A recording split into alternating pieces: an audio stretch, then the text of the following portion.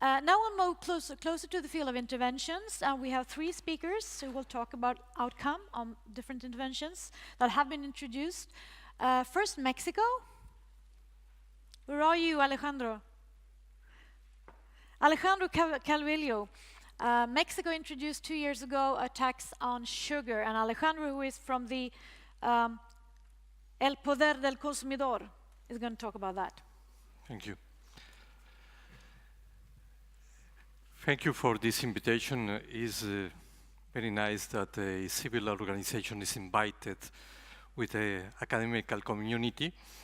First, I want to say that I come from Mexico, and the Latin American region is a region with a great biological diversity and also a cultural diversity that give us a very rich cuisine and a very rich diet.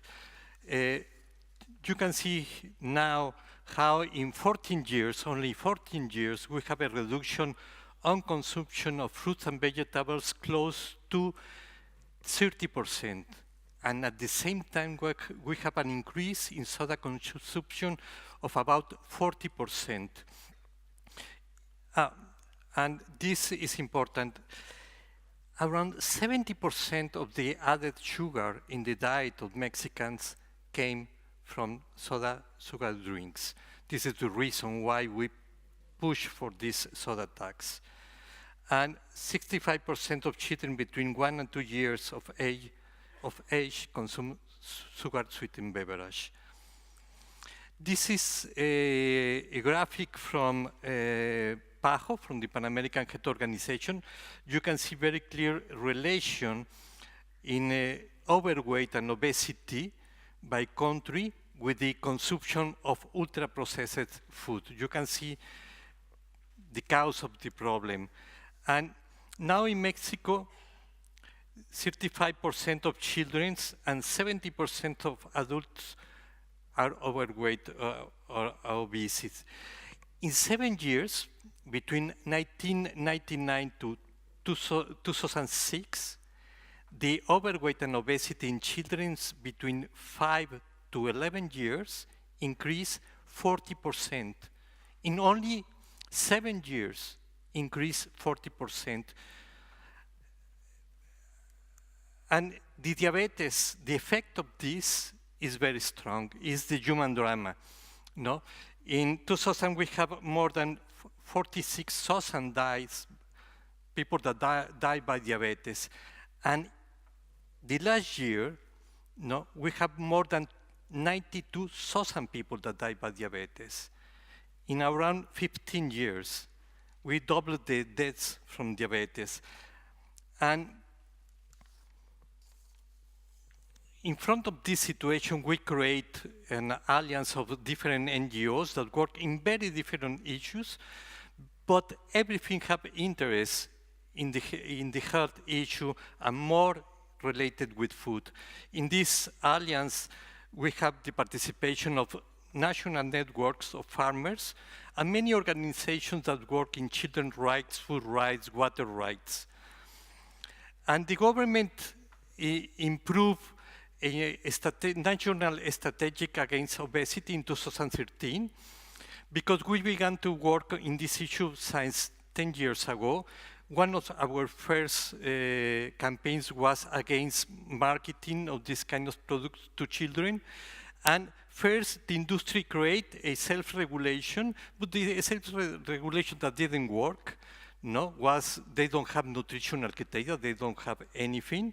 And the regulation that came from the government was controlled by the industry. No, we have now a regulation on marketing, but it's very, very weak.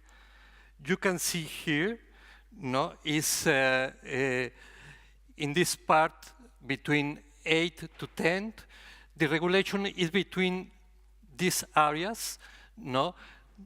The regulation not apply for the hours that the children spend, more children spend looking television, no? And not apply to the programs that have more audience from children. And this was the design from the same industry. And about the front leveling, the industry began with the front leveling, the GDA, no, in 2010 was a self-regulation from the industry, and we denounced this because the level of sugar is very high, it's 90 grams, it's around the double of the recommendation from the World Health Organization, no? And the government in 2013 applied this as a mandatory front leveling, no?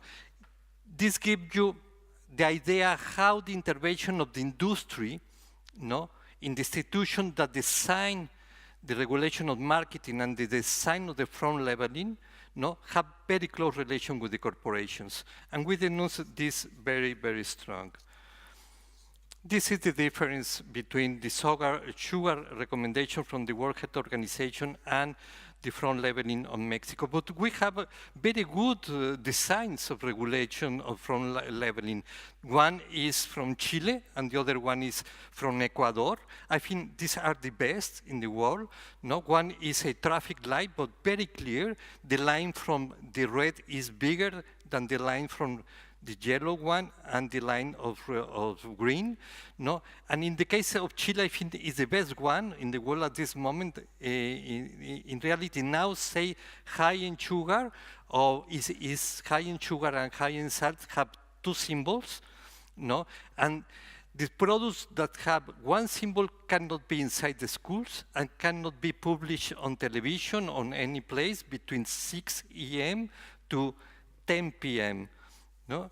I think something very interesting things are happening in this area in the Latin American region. And we fight very strong for the healthy food inside schools. We have a very good regulation, but it's not applying. We create a web page where the people is denouncing the situation, and we are going to the authorities presenting a great list of these denounce. This is a map with part of the denounce that we have of the situation, and I will talk now about the soda tax. How we work for the soda tax? First, we need to talk about the human drama. We want to introduce some strong regulations.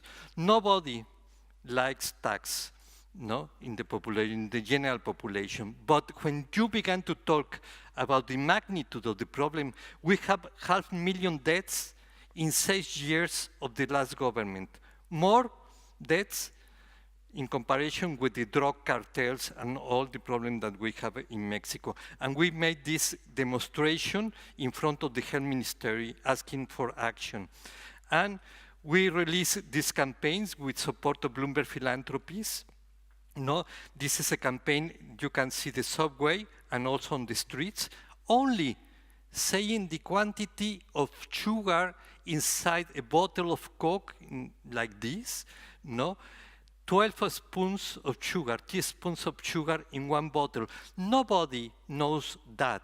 This very simple information that is a right for consumers, no, to know how many sugar is inside the soda, no, that is the first right of consumers information.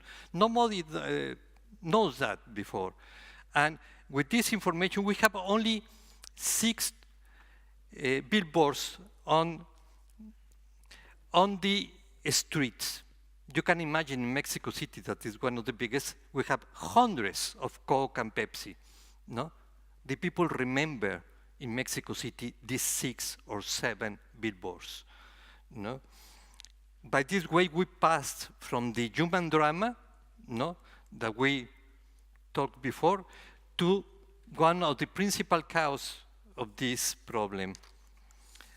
This is another campaign you can see in one of the most important avenues, no, showing all the different kinds of sugar sweetened beverage, no.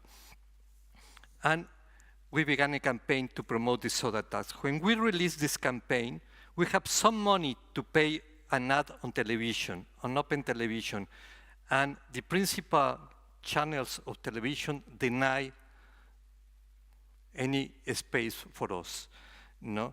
But we make a very strong campaign promoting the soda tax and linking the soda tax to water fountains inside school, because most of the schools in Mexico don't have water fountains inside schools.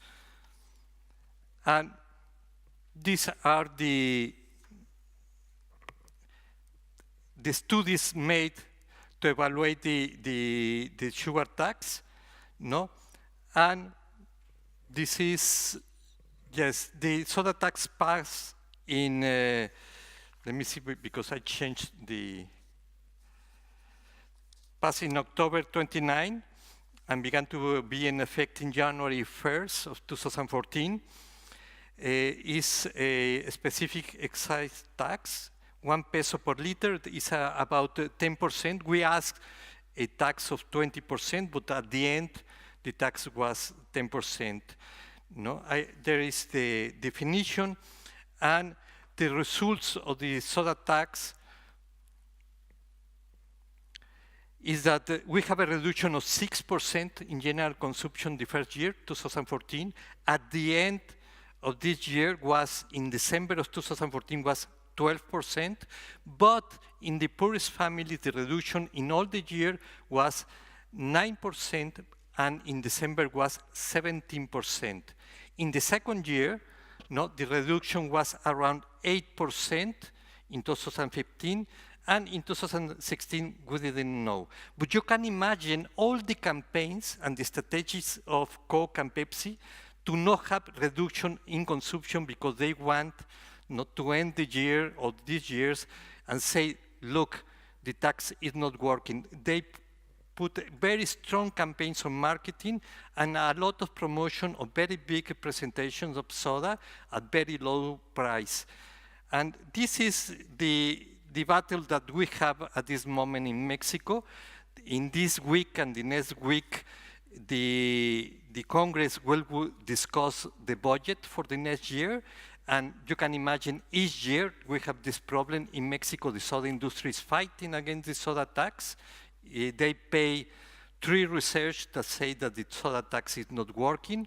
No, they are doing everything against the soda tax. We say that in Mexico we have an international battle because they want to say, look, the soda tax is not working in Mexico. And today, that is the World Day Against Obesity, we release a documentary that is in Spanish and English, and it's talk about what Corina said, the human drama. This is a human drama. Each year, we have 75 amputations related with diabetes. Diabetes is the principal cause of blindness in Mexico population.